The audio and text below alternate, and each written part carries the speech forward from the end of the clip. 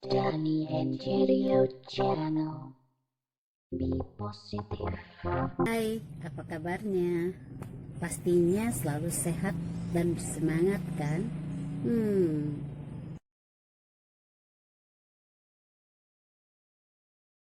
Belajar tentang kinerja atau cara kerja dari pikiran sadar dan alam bawah sadar kita itu sebenarnya tidak ada kaitannya dengan hal-hal mistik.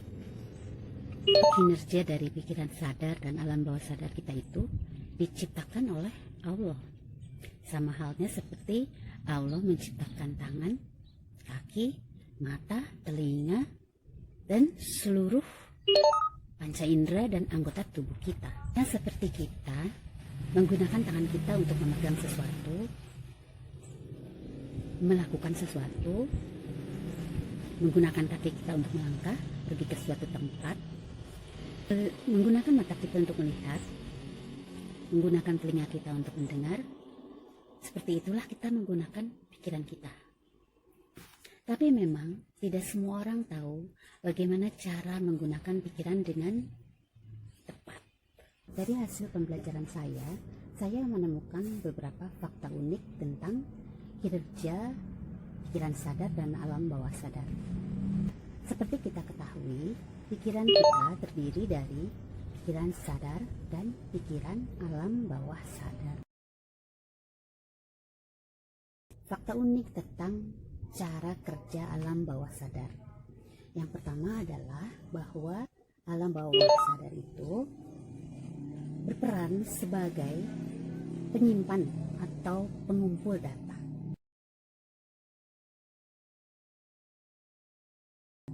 Dia akan merekam semua hal yang kita lihat, yang kita dengar, dan yang kita alami.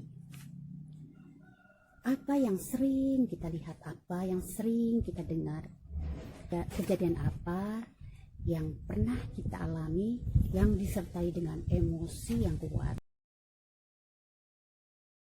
Seperti misalnya rasa marah yang besar, kehilangan yang besar, kesedihan yang besar, rasa kehilangan yang besar.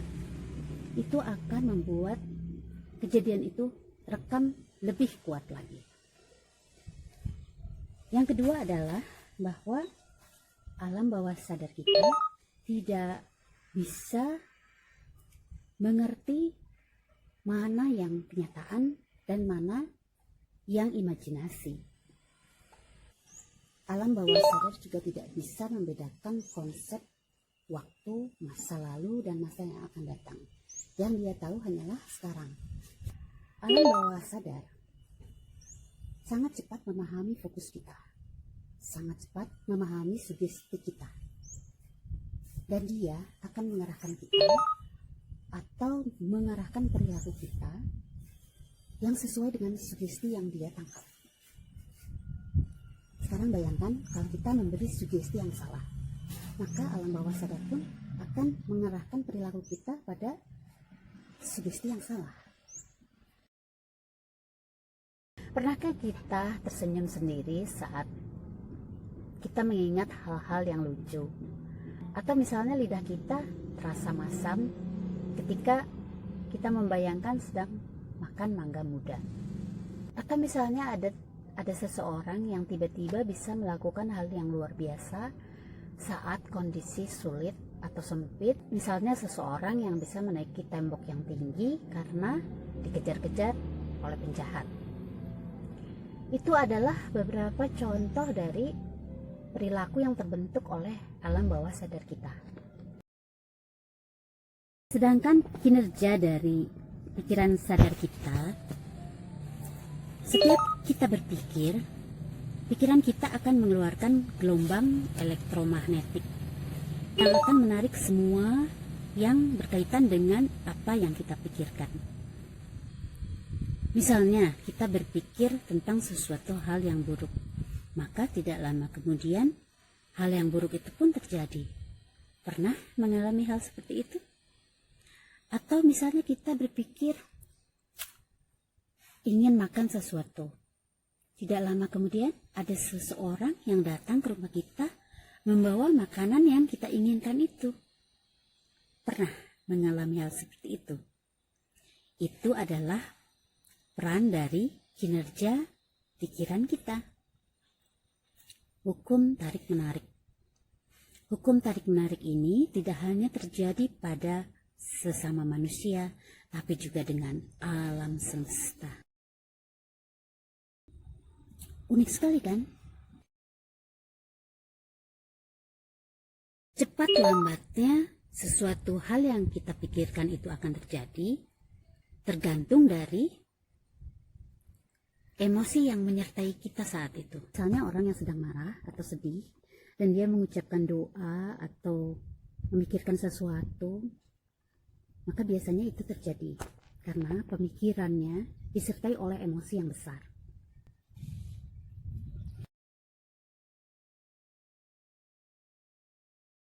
Memang tidak semua hal yang kita pikirkan bisa terjadi karena beberapa faktor. Yang pertama tentu saja izin dari Allah. Tidak semua hal bisa dikabulkan.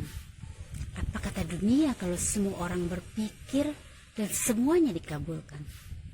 Allah Maha Penentu, Allah adalah pemegang kebijakan yang ada di dunia ini. Yang kedua adalah faktor emosi. Besar kecilnya emosi yang menyertai pemikiran kita menentukan cepat atau lambatnya terwujudnya pemikiran. Kita bisa menentukan kapan kita ingin pergi ke suatu tempat. Kita bisa membuat jadwal. Hari ini saya akan melakukan aktivitas seperti ini, besok saya akan melakukan aktivitas itu, besok saya mau pergi ke rumah si A, lusa saya akan pergi ke rumah si B.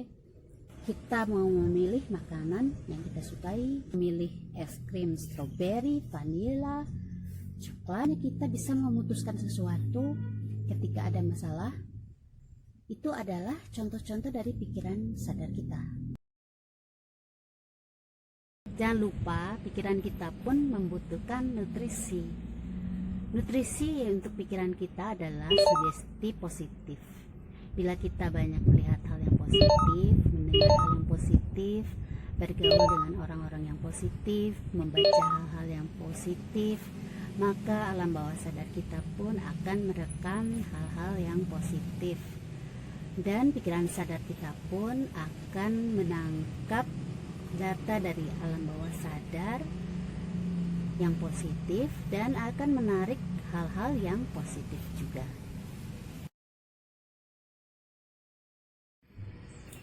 Ingatlah bahwa kita yang sekarang adalah bentukan-bentukan pemikiran kita di masa-masa sebelumnya.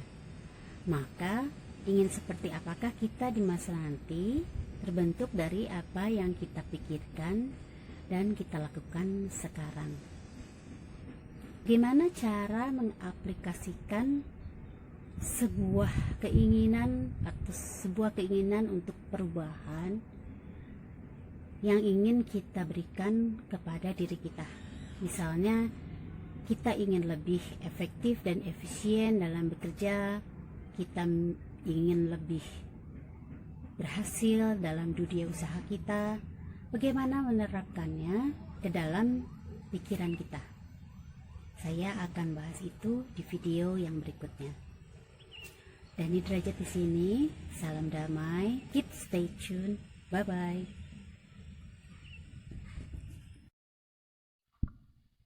Don't forget to like and subscribe.